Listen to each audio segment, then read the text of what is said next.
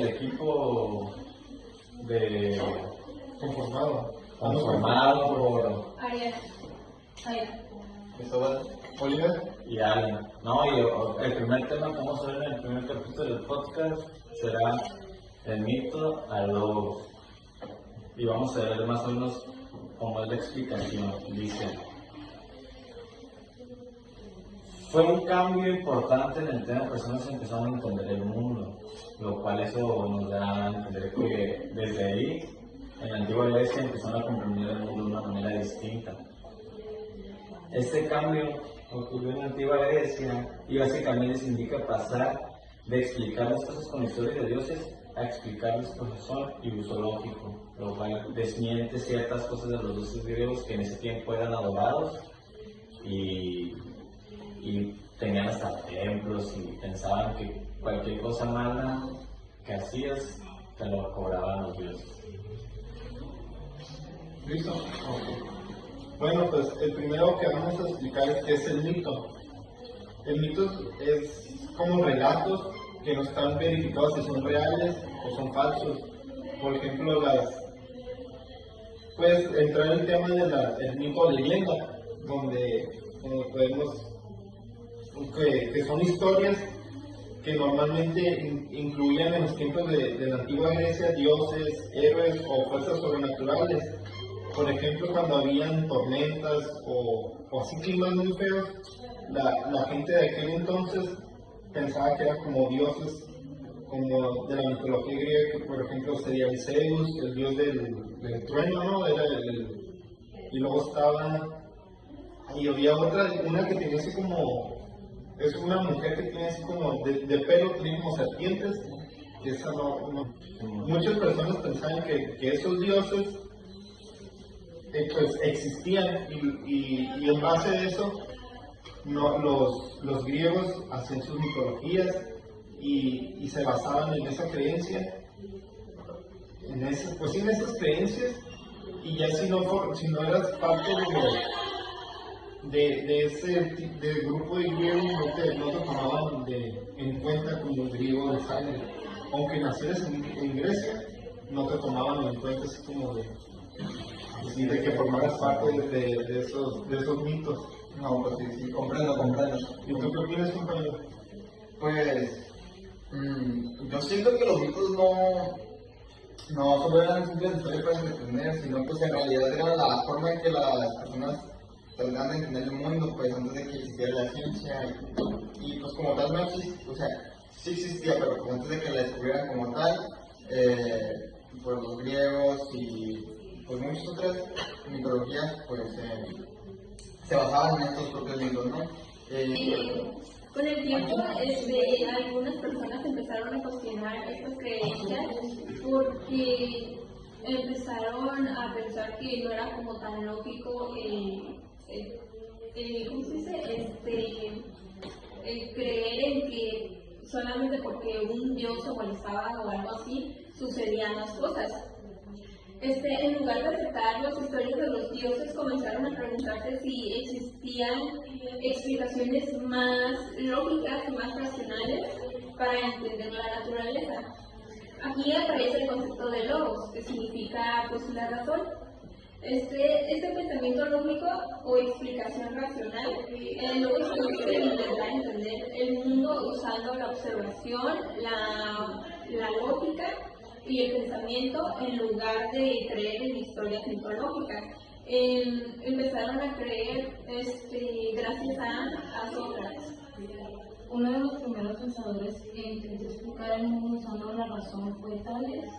Él intentó encontrar un principio natural que explicara todo lo que existe.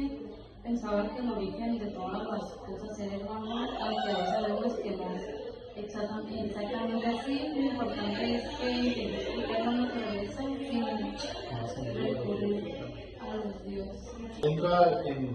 Un ejemplo podría ser el mito de la caverna de Platón, donde tienen a tres hombres que pueden ser en una cueva encadenados, donde los tienen volteados hacia como volteados al revés, y donde les ponían como en base de imágenes, sombras, y así estuvieron viviendo durante años en base de sombras, y uno sale, se libera y se sale de la cueva, y a la hora de ver el sol y ver que existe otro mundo donde es libre, entonces ese hombre se integra, bueno, no se integra, regresa a la cueva otra vez para liberar a sus amigos. Es donde, al no creerle que existe otro mundo, aparte de las imágenes, deciden matarlo por eso mismo de que no le creen de que existe otro mundo fuera de la cueva. ¿Ustedes qué opinan de la cueva de Platón?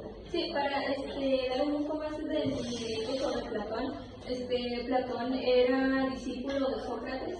Sócrates era quien dio paso de mito a logos, que Sócrates básicamente era una persona común y corriente, que salía a las calles, salía a las plazas a hablar con las personas y hacerlos cuestionar de que si realmente todo lo que pasaba era con la mitología.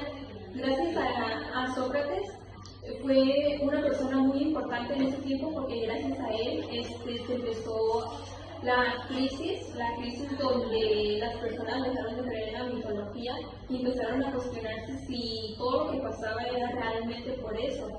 Y como comenté, empezaron como a tener razonamiento más lógico gracias a Sócrates.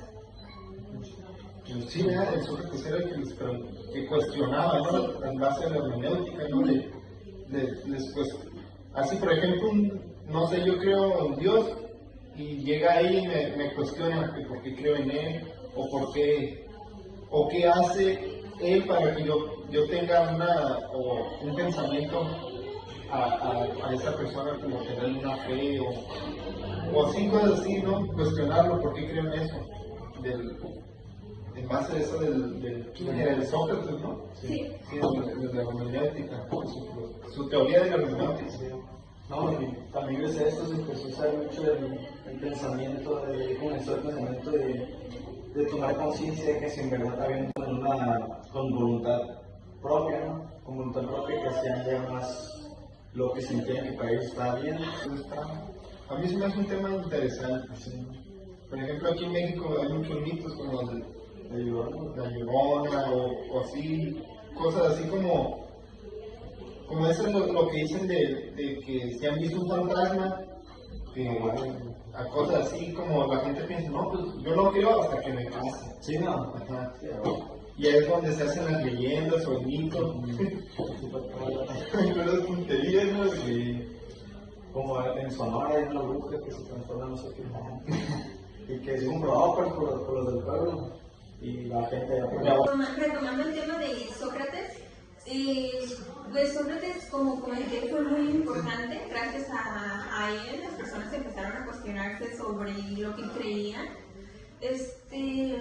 Y gracias a eso, muchas personas empezaron a cuestionar todo eso. Y pues básicamente al imperio, lo que gobernaba en ese tiempo, claramente no les beneficiaba que empezaran a dejar de creer en la mitología, porque la mitología era como un tipo de, una manera indirecta para poder gobernar en ese tiempo. Y gracias a eso pues mandaron a silenciar a Sócrates, diciéndole que se retractara de lo que había dicho, o si no, pues lo iban a matar. Y Sócrates pues decía que no se iban a retractar. Entonces, frente a todo, lo llevaron a una plaza donde todo el mundo lo estaba viendo y dijeron, retráctate de lo que dijiste. Y como no lo hizo, pues le dieron una bebida, a lo mejor se llama pócima, no sé qué era, donde pues básicamente se murió frente a todos, sin retractarse de lo que decía. Y también gracias a eso fue que pues las personas siguieron creyendo en él, porque prefirió morir antes de retractarse de lo que decía. Sí, en ese tiempo, si no tenías ese pensamiento, creo que te humillaban, ¿no? Enfrente de todo el pueblo, te humillaban, y era como, pues les ponía como de ejemplo esa humillación a lo que era la ciudadanía de la antigua Grecia, que pues decían, no, pues ya no voy a decir nada. Les metían como ese miedo de que si tenían ese pensamiento los iban a humillar en público. Y entonces eso fue donde lo que explicó ella, de que ya la gente empezó a tomar ese razonamiento y ya no quedarse como, ¿cómo se puede decir? ¿Cómo se llama? Es que es una palabra como tipo esclavizados en ese pensamiento. Así que se queden por una persona, como dicen se me fue la onda. Pero sí. En conclusión, el paso del mito a los logos representa un momento clave en la historia del pensamiento humano y significa el cambio de explicar el mundo mediante historias mitológicas e intentar comprenderlo mediante la razón, la lógica y la observación. En cambio, fue fundamental porque permitió el desarrollo de la filosofía, la ciencia y muchas formas de conocimientos que usamos el día de hoy. Y bueno, pues hasta que acabó el episodio 1 del podcast. Muchas gracias a mis compañeros que estuvieron aquí presentes y pues hasta el siguiente capítulo.